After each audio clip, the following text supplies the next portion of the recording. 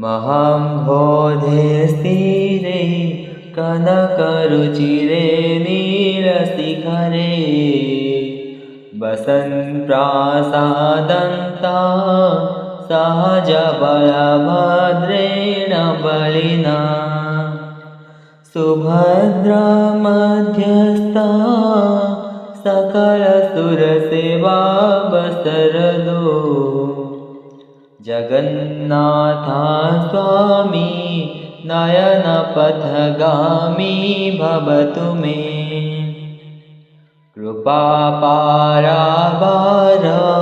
सजल जलदाश्रेणिरुचिरो